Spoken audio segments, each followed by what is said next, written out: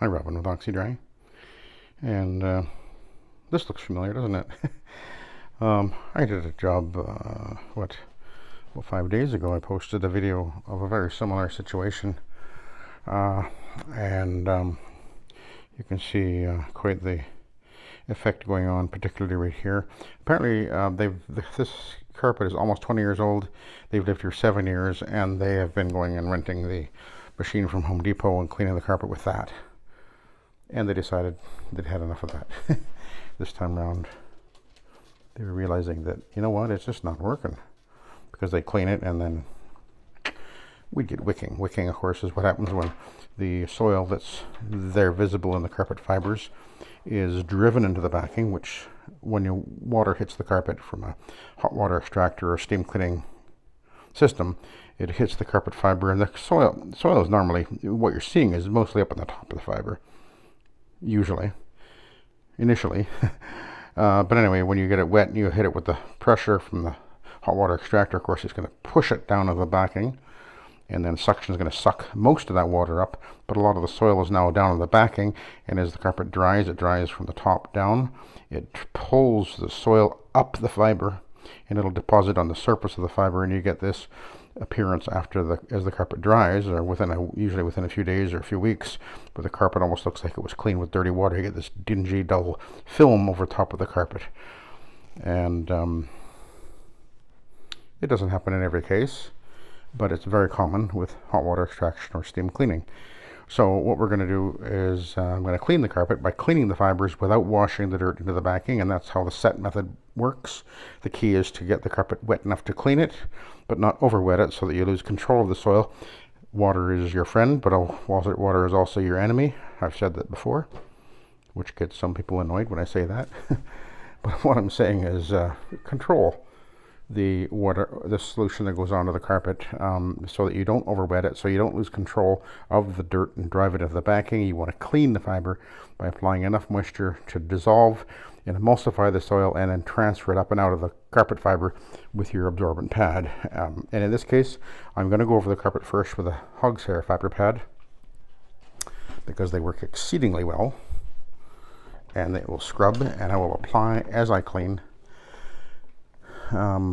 carefully with the shower feeding, so that I don't overwet the carpet. And as we do this, this machine will be, I have 2 speeds on this machine, at 200 RPM or 300 RPM. It does at about 200 RPM, we're looking at about 3 or so revolutions per minute on the carpet. And if I go to 300 RPM, then we're up to 5 times per second, 360 degrees on the carpet fiber. So it does an incredible job of scrubbing the carpet fiber. And I've put, now I did also a couple of things. I pre-sprayed this with Procyon Extreme right over here and over to here. I've been finding it works really well in certain circumstances, as long as it gets a bit of a dwell time, and then it seems to be working well with what I'm cleaning with, which is the Bonnet Pro product. And in this case, I have NanoMAAX in the tank, but I also boosted it. I mixed up a gallon of radical rinse and let it sit while I was vacuuming. I mix it with hot water so it would dissolve completely, because it is a powder. And then I've just added it into the tank, and so I've got a fairly full tank. By the way, this is actually a pretty big job that I'm doing. This just one room up here, and then the basement area is very large. I'll be showing that. I expect doing a video with that as well, because it's got some issues down there we have to deal with. But we'll start with this.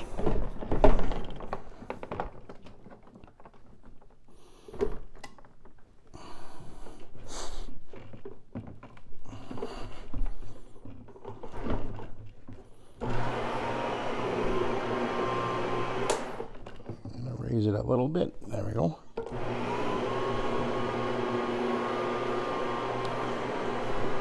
So yeah, I mentioned the carpet is about almost 20 years old, and it's actually a good carpet. They were talking about, they've actually looked at replacing the carpet in the house. It was going to be $16,000, so they realized, well, that's not going to work for us. So they went looking for a good carpet cleaning, and they found Oxy-Dry, and well, here I am. So obviously we're going to go over the high traffic areas with the fiber pad.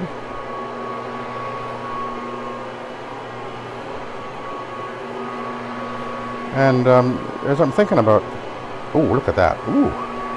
As I'm thinking about one of the reasons this machine is so smooth, and I've mentioned that, and you can see it as I clean, how this machine just glides along.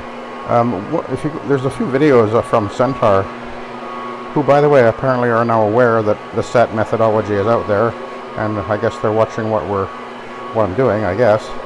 But anyway, on one of their videos, they're talking about what are the things that set this particular machine apart. And one thing that's interesting is apparently when they say that when they get their motors made by the same company for the last 30 years, but when they get the motors, look at that, ooh, wow.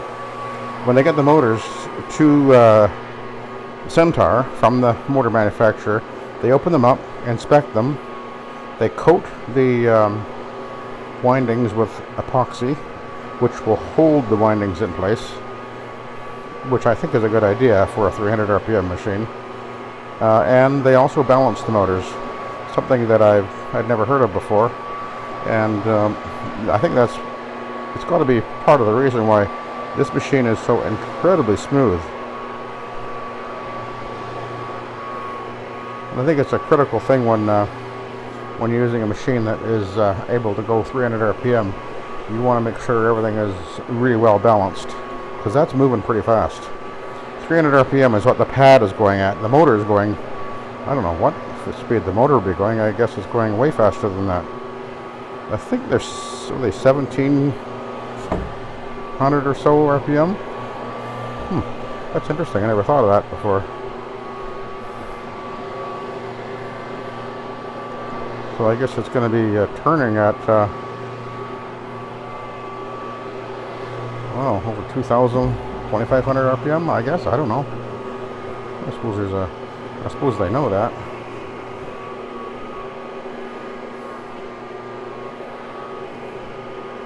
I'm just going to move this plug. I put it over here because I wanted to film this way first. I'll show you the this entryway.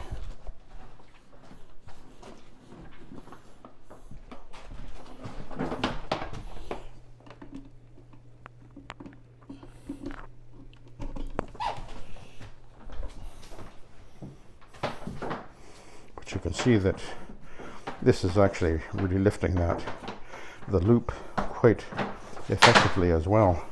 You know, again, one of the comical things I've seen comments of people saying that rotaries push the carpet down, and it's like, well, really? Why have I never seen that? You know, in 30 years of using a rotary. But anyway, it's these are some of the things we have to work against, I guess, or try to dispel these myths.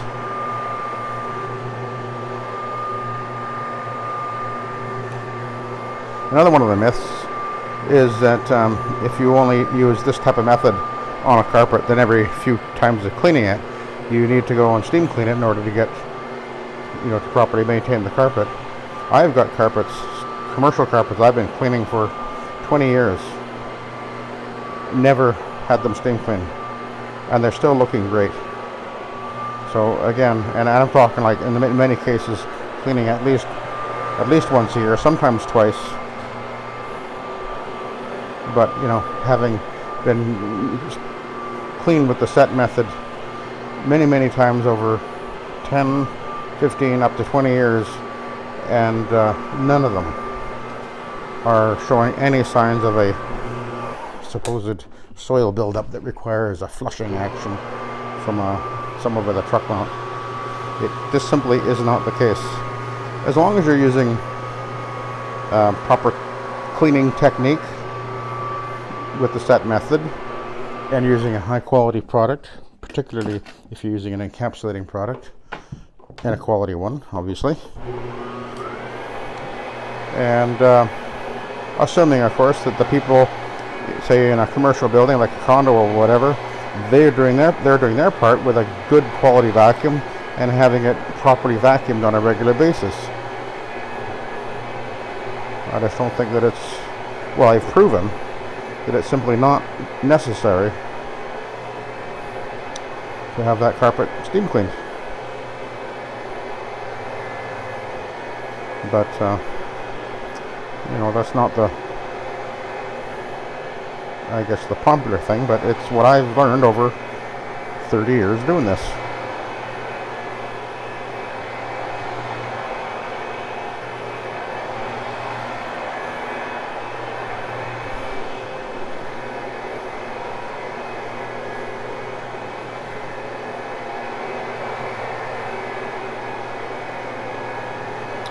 This is cleaning very well.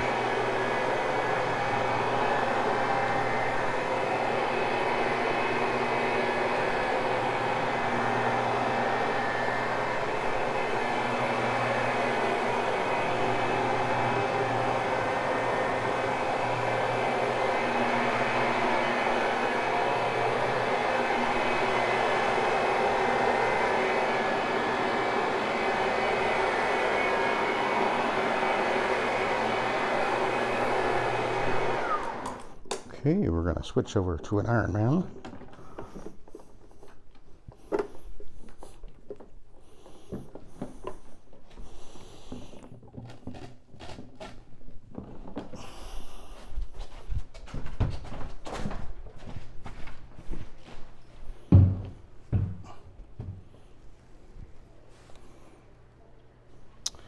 The steps are really wicked up, and I'll be doing those, of course, making sure I've got that wiped off because I put the Procyon Extreme on there. So now we're going to use an Ironman. This carpet's going to look like new when I'm done with it, I think.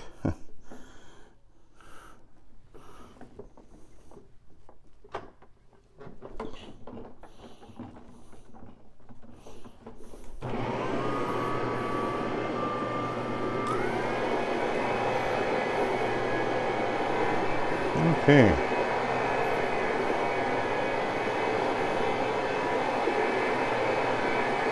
Now we'll get right up to the edges with this pad.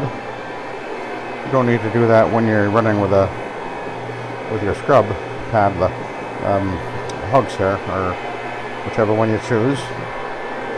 Usually you don't anyway. But this is the extraction step, so I'll be making sure I go over every inch of the carpet, and you can see this traffic lane is 100% gone.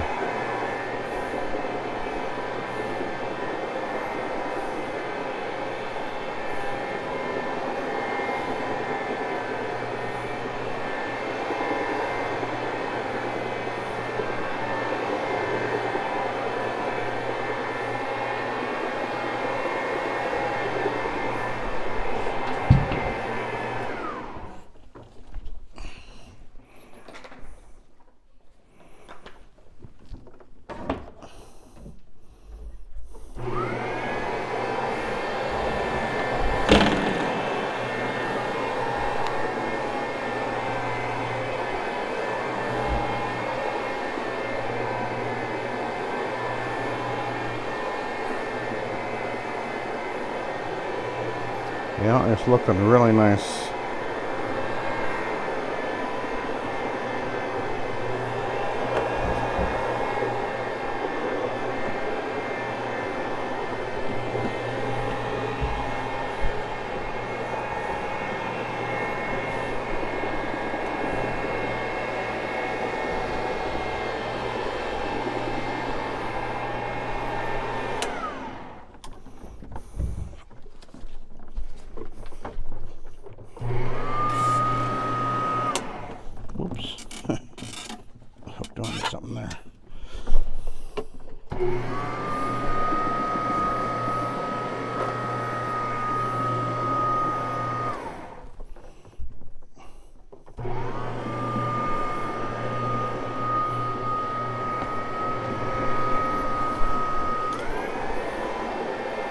Alrighty, we'll head over this way.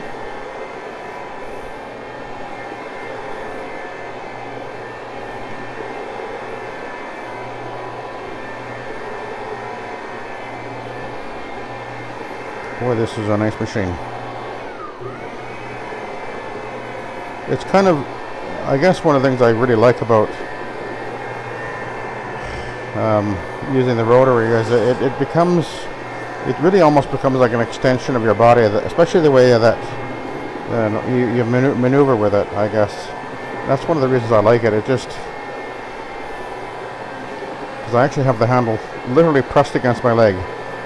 It's not moving away from my leg. It's touching my leg, holding it against my leg, my thigh, just below my waist, and so there's virtually no strain or stress on my arms at all. And to maneuver it is, I'm either taking a step forward to go forward or a step back to go back, and then slightly raising and lowering the handle to do the swing effect. And it's just so easy to do. Okay, we'll head over to the door.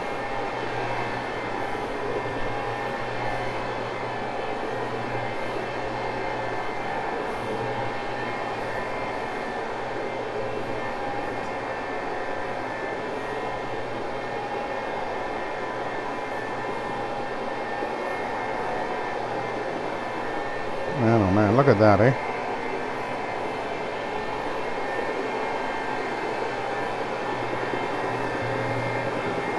And I'm actually we'll take a look at this pad.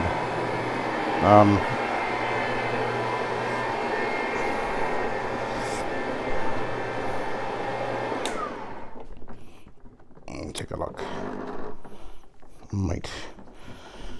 Might do a B-side. We'll see what we decide. That's pretty dirty. Not terribly dirty. But we're going to go with the B-side and run over the traffic area here.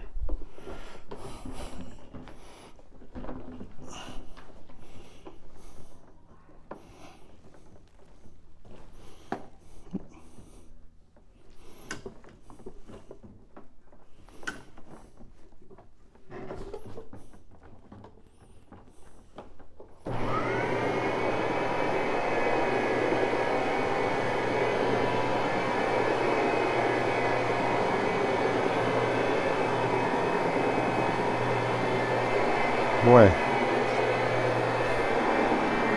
Yeah, that's looking amazing.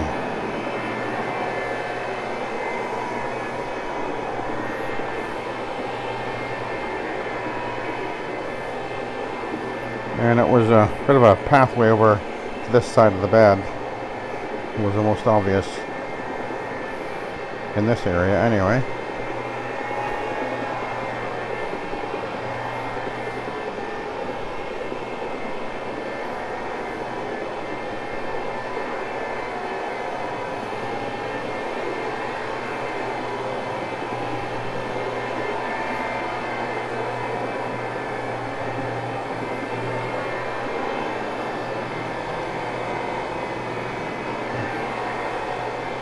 Yeah.